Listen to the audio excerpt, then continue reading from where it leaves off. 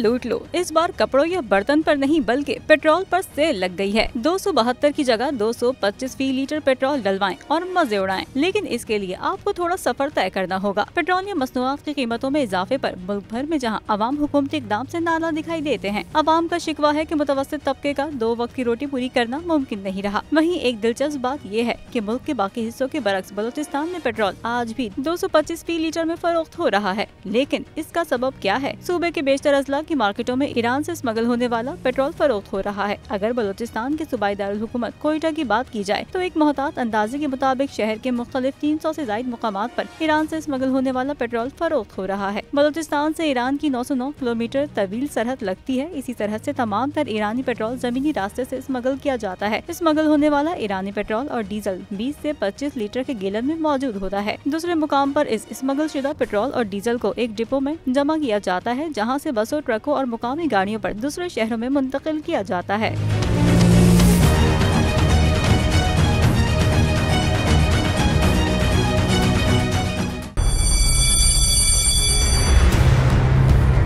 जामियात में चलता गोरख धंधा,